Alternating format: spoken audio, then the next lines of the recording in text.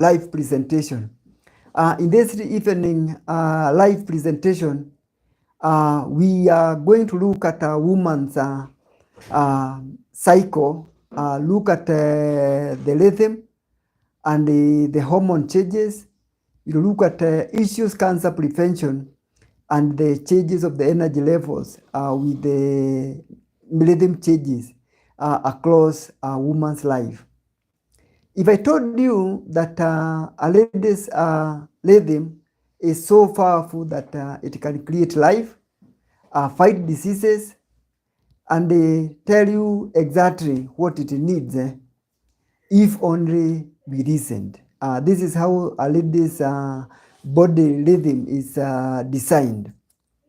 From the first period to the last breath, a woman's body changes in miraculous ways. But when we don't understand these changes, you can suffer in silence. So today we uncover the hidden roadmap every woman carries.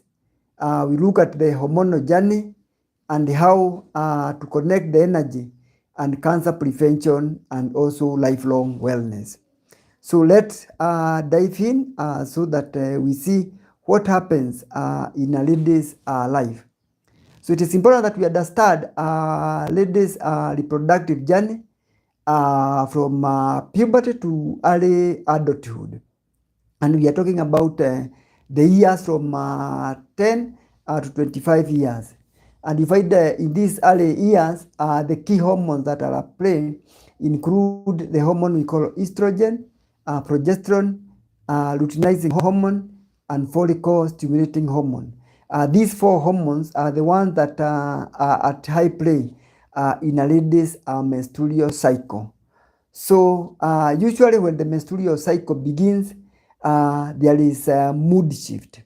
And then from there, you can have issues of acne and then the energy roller coasters, or the changes that occur at puberty are progressing to adulthood. And this is a period that is characterized by irregular periods due to imbalanced hormones. And then those who may have a condition like polycystic ovarian syndrome, then may have very unstable periods which are accompanied with pain. They are very irregular, and even the flow is very unpredictable. Sometimes can be very heavy. Then we also have early breast development. This is when girls learn that their period is not just a curse, but it is their vital sign because they need to understand it and know the cycle. And then from the puberty ages to a young adulthood, we get the reproductive years, which are the 25 to 40 years. And during this stage, there is a balance of the hormonal levels.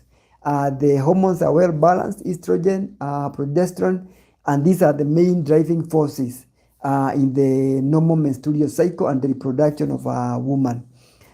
This is a period that is characterized by periods of pregnancy, fertility, then you have the premenstrual symptoms, and then these are the main factors in this stage. Then we may have, this is because of the reproduction and fertility, then this is a stage that issues of family planning are at their peak. And because of the use of the birth control method, then this can affect the hormonal balance and the changes in the female cycle. Sometimes depending on which contraception one is using, then you may find a situation where the periods completely disappear, or they may become irregular, and they are also controlled by the contraception. But if there is no interference, then the normal cycle continues. So the energy level fluctuates depending on what time in the ovulation cycle a lady is, with the highest levels of energy at ovulation, and because of the hormone changes, the energy levels at their lowest level just before the periods. And we need to understand this because if you don't understand it, you'll see ladies' moods changes and the energy levels and performance changes through the various periods in her cycle, from the period of ovulation. Then you have the period of ovulation. Then you have the period of menstrual flow, and then from the menstrual flow, then the cycle repeats itself. And these are accompanied by various energy level changes. Then the hormone levels we move from the stage of reproduction to the period of perimenopause, or the period around the menopause, which is characterized by hormone level shifting, which leads to high mood swings. These levels of anxiety depending on the hormone changes, and also weight gain and irregular periods, and it may be also be characterized with hot flashes. You realize that ladies have different periods when they get to menopause. The average age of menopause is between 45 up to 55 years, with a peak generally around 52 years. But anything beyond 45 years to 55 years is normal. But before that, then this is premature menopause and can be caused by various reasons, and it is accompanied by various hormones. In future upcoming videos, you'll look at menopause and look at what it is associated with. Then this is critical periods in a lady's life because of the hormone changes. Then this is also a period that ladies vulnerability to various chronic diseases sets in. Because of the hormone changes, you find that the levels of estrogen go down, progesterone go down, and then various chronic diseases like hypertension, diabetes, and also heart diseases associated with the hypertension and diabetes start to set in. So this is not just the beginning of the end. It is a wake-up call, emotionally, mentally, and also physically. And this is a stage that ladies need to be prepared that now they are entering in a stage in life whereby they are more predisposed to more of the chronic diseases. The protective effects of the hormones might be lost. So menstrual cycle, we look at then the age of menopause, which generally is beyond the age of 50 and beyond. What happens during this is that the menstrual cycle stops. The estrogen and progesterone levels drop drastically, and this can lead to issues of osteoporosis, heart disease risk. Then there is issues associated with the menopause like vaginal dryness. We have low energy levels, and also there is issues of memory decline. So your performance is not up to what you are used to, and this may take time before it stabilizes again. So this is not the end, but it is a new beginning of wisdom, personal reinvention, and the powerful aging with awareness. And this is something that ladies need to be aware of, and they also take the necessary precautions. So we need to look at the various wellness checks at each of these stages in life. So between the ages of adolescent and 19 years, this is a period that for ladies between the age of 9 to 14 years, this is an important stage for the initiation of human papilloma virus vaccination for girls. Then there is menstrual health screening, and we need to start talking to the girls about menstruation, what it means, what precaution to take, and creating that reproductive awareness. And this can be well initiated at the family level. Parents need to know how to talk to girls about these issues in the home.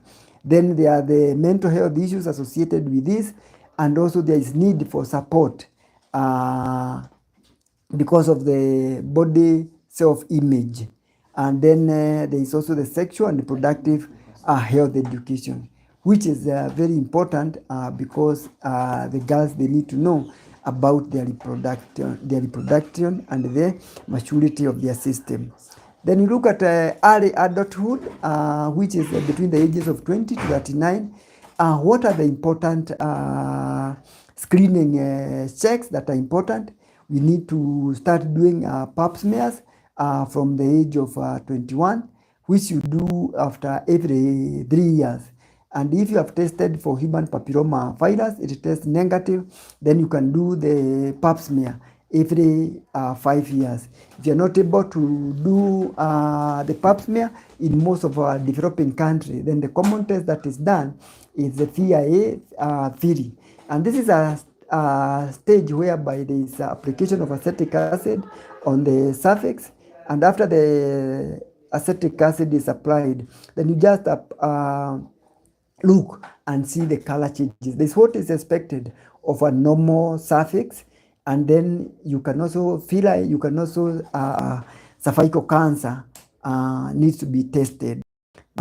Cervical cancer needs to be tested.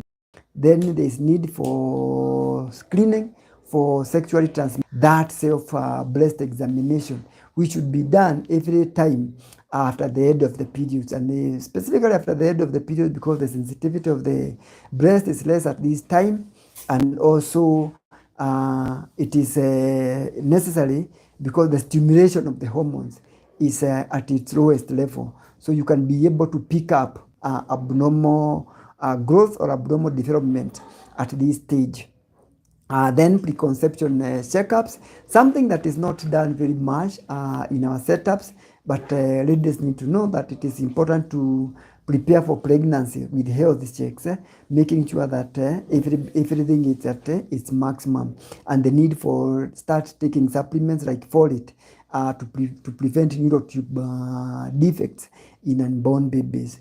Then there is a need for mental health, sleep and stress screening, developing good sleep routines, and also relaxation methods, and also support so that you cope up with the various life stresses. Then we have the midlife and perimenopausal period between the ages of 40 to 55. Usually the annual clinical breast exam is very important. This is examination of the breast by a health provider, and also the lady continues to do self-breast examination, or what we call self-breast awareness. This can help discover any abnormalities in the breast. This is also a period that you start from the age of 45. Every 2 years, you start doing mammograms. Mammograms are very important in detecting early breast cancer. And it is recommended that ladies from the age of 45, they start screening for breast cancer so that it can be detected early and prevent complication. Of course, there are also other issues about the family history of breast cancer, which is very important. Then at also this age, it is also important to continue doing the pap smear. It is also important to test for human papilloma virus. And if it is negative, then you do the pap smear every 5 years. This is also a stage that you need to check your thyroid functioning, because various thyroid abnormalities can present at this age and they can be treated appropriately. It is also important to check your cholesterol level so that you can see how to adjust your lifestyle. Remember that this is a critical stage in the prevention of diseases. When we talk about lifestyle medicine and we talk about preventing diseases before they set in, and this is a time that now you need to be more health conscious. What is your weight? What is abdominal circumference? How is your blood pressure? How is your glycated hemoglobin? How is your sleep pattern? How are you coping up with the stresses of life? How is your diet? What is your exercise program like? And this would be a good time to start intensively engaging in healthy exercise. Of course, even in the other stages, it is important that as a lady you start engaging active exercises, but this is a critical stage, because if you have not developed exercise program, this you'll find that is a period that many of the chronic diseases set in. And from the information and the literature that we have is that many of these diseases with exercise appropriate. Of course, you need to do the aerobic exercise, you need to do the flexibility exercise, and you need also to do the strength building exercises, a combination of the three, and you have time for each.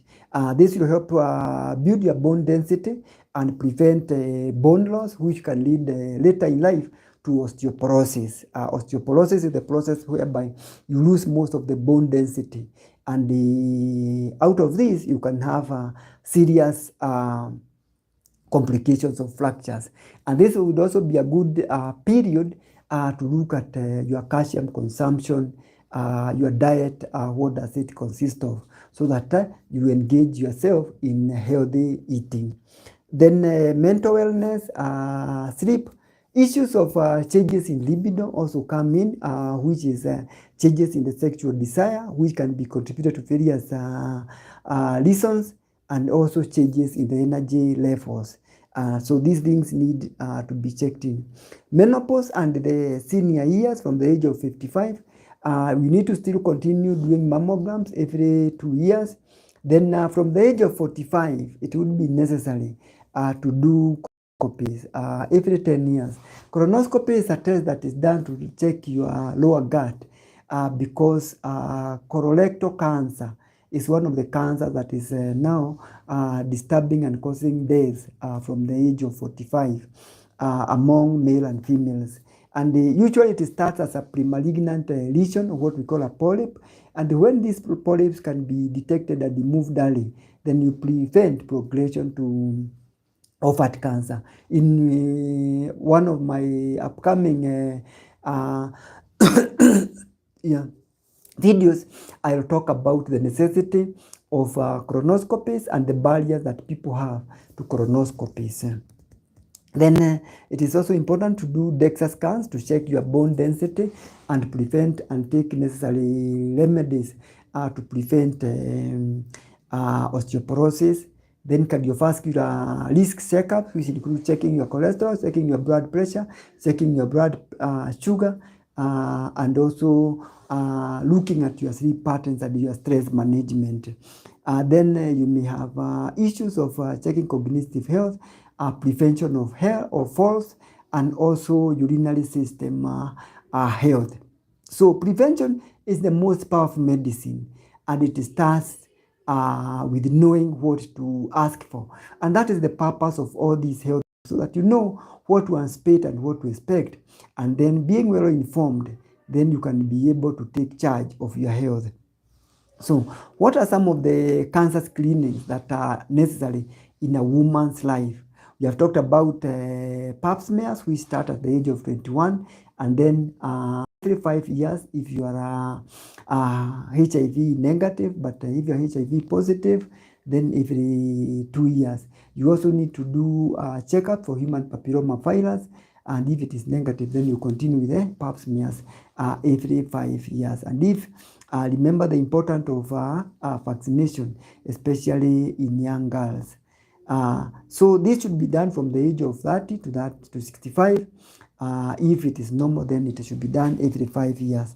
Then after the age of 65, if your pap smear has been normal, then you can stop it at this juncture. Self-breast awareness, self-breast examination from the age of 20, and this the lady does it herself, usually done after the periods, because the sensitivity of the breast is not as much, and any unusual changes can easily be detected. Then clinical breast exam every 1 to 3 years from the age of 20. That is very necessary. You should discuss this with your doctor, looking at the risk, so that you know what is necessary for you. Then from the age of 40, doing a mammogram every 2 years to detect and prevent breast cancer. Then issues endometrial cancer and ovarian cancer. There is no reliable test for screening for ovarian cancer, but then it is important if a lady is having symptoms of persistent bloating, pelvic pain, it is important that you can do an ultrasound, and if there is anything abnormal, then it can be detected early. Then it is also important to know that this cancer is related with genetic abnormalities, what we call BRCA1 and 2, which are associated with the breast cancer and also ovarian cancer. Then endometrial cancer, not also a screenable cancer, but any changes in woman's periods, especially any PV bleeding after the age of, after menopause, then it should be taken that this could be endometrial cancer until proved otherwise and investigated as such. Of course, I've talked about screening for colorectal cancer, which starts at the age of 45, and it should be done every 10 years. And then the options that you have is colonoscopy. You can also do fecal immunohistochemical test, or you can do sigmoidoscopy. So that is what we have about the various stages of a lady's life, looking at the hormone changes, looking at the various health issues, the screening tests that are necessary at the various life stages of a lady. Then let's look at the energy levels and how they change as a lady progresses in these life changes. So usually fatigue may be a signal for hormonal imbalances in ladies, and so you may think of thyroid hormones, estrogen, and also adrenal hormones. Iron deficiency can also cause fatigue, and also cancer red flags include blood in stool, bloating, and also abnormal periods. Then sleep deprivation can also cause persistent fatigue and also emotional burnout. So fatigue is not laziness, but it is communication. It is your body communicating to you what is happening, and it is your body asking for help. In one of my previous videos, I've talked about what are the possible causes of persistent fatigue, and if you have not checked on that video, this would be a good time to click on it in the overall health YouTube channel and have a look at it. So from a girl's first period to her last breath, a womanly body speaks, and it does this in cycles. It changes, it creates, and also it adapts. It is important to listen to the hormones, to the energy levels, and also to know the various risks that are associated with the various life stages. So today you have learned the rhythm. Now it is time to walk the talk.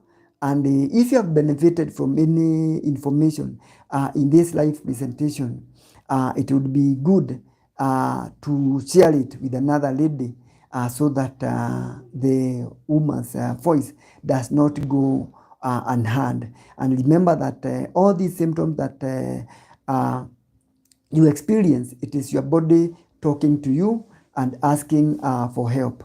So remember, share this with a woman you love who might benefit from knowing this information. Also, it is important that you know what screening tests that are associated with each stage of life, and then take the necessary health checks. And it is important that you talk to your healthcare provider about your energy stages, your cycles, and also what are the fears that you have. Then it is also important that if you have any issues of health, you can always get in contact with us at the Wellness Health Services Medical Center. You can book your consultation at the Wellness Health Services website. You just need to click and book yourself, or you can also book a virtual consultation. Wherever you are, we can always get in touch with you and discuss what health issues that you have. And remember also, we have the Health Insights 360. This is a program that is designed to help individuals who have issues of weight, blood pressure, diabetes, help manage these conditions, especially with lifestyle modification. Remember that when you have issues of this weight, sedentary lifestyle, pressure, and the blood sugar, it means that there's something that you are not doing right in your lifestyle. And rather than the use of drugs, what we need to do more and more aggressively is to change your lifestyle or adapt it so that you adopt a healthy lifestyle. So remember also to subscribe to the Overall Health YouTube channel for more health tips that will keep you healthy and keep diseases away. So thank you very much. I will look at some of the questions now that some of our viewers have asked this evening. And one of the questions that I have is dread going to the toilet, especially for long call, pose any health risk? Well, dread going for a long call is dependent on your age. Generally, what is acceptable bowel movement for a person between the ages of, say, from the ages of 18 up to 60 years, should have bowel movement at least once in a day. If there is deviation from this, there could be reasons why this has happened. The basic things that help you maintain good bowel movement is one, your water intake. We encourage you to start your day with a glass of water. Two, ensure that you take between 2 to 3 liters of water on a daily basis. And if you want to know the exact amount of fluid you take in a day, take your weight, multiply it by 0.03, and you get your 24-hour fluid need. Then eating a lot of high fiber foods. This means taking whole grains more, ensuring that you are taking a high content of green leafy vegetables, and also plenty of fruits. This will help you have consistent bowel movement. Of course, it is important that you also encourage yourself to have an exercise program, and also ensure that you open your bowels, if possible, the same time on a daily basis. If you're used to in the morning, then it is important that you open your bowels in the morning consistently, if it is possible. And then also, you need enough time. You are not doing it in a hurry, so that you know this is something that you do at a specific time, and then you plan for it. And again, the other thing that you need to note is that if you note any change of opening your bowels, which is going more than a week, it could be various causes. Apart from diet, it could be hormonal changes, problems with your gastrointestinal system, and you may need to seek medical assistance so that you know what to do. If you need more information on this, I have a video on constipation in adults and also constipation in children. You can have a look at it in the Overall Health YouTube channel. It will be very informative, and it will help you sort some of the issues that you have. Then someone has asked me, can sexually transmitted diseases and infection can sexually transmitted diseases and infection, if not carefully treated, cause cancer or even infertility in both men and women? Yes. The commonest cause of infertility in men and women is sexually transmitted infections. What usually happens is if these infections are not treated timely and adequately, then they can get their way to the reproductive organs, in ladies to the fallopian tubes, and they can lead to blockage of the tubes. There are some viral infections like human papilloma virus.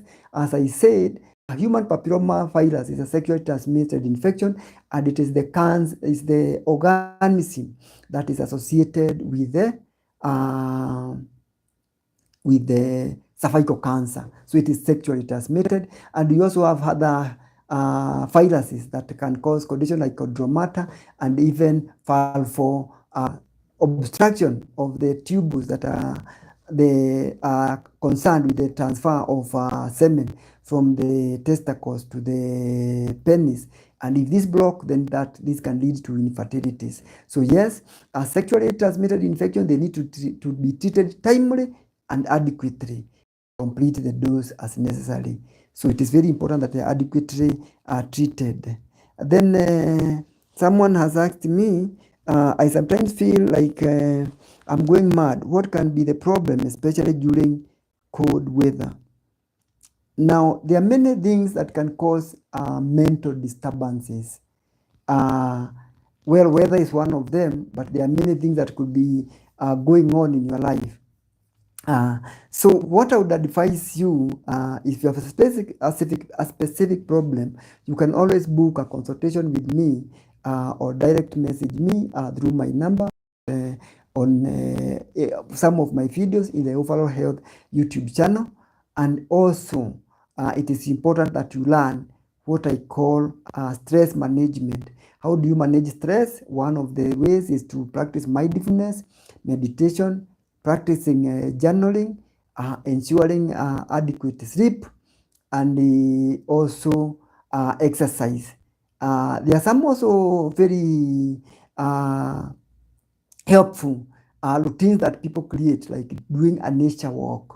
It has been shown that if you take a walk around the evening, around the forest, or just enjoying the natural environment, enjoying the natural sunset as you walk, this can be very helpful to calm your mental fatigue and your mental instabilities. Of course, it is important that you ensure that you have adequate sleep. Sleep is not an option, it is a necessity. And you actually require adequate sleep more than you even require food. So 7 to 9 hours of sleep per night of uninterrupted sleep. So that is very important. So if you have any question that I have not answered, thank you very much, Sofcam, for liking this live presentation. If there is anyone who has a question, you can still post them in the comment section of this video. I will answer them after this presentation, and I will keep checking on the question that you have. Otherwise, I am very grateful. Thank you for watching. Also, send me your views about what are some of the content that I need to present and what you feel about some of these live presentations. How can we make it more informative, and how can we make it better for you? So please send your comments. I would want to hear your feedback. Thank you very much for watching, and we meet in the next live presentation on Monday at 5 p.m. Thank you very much.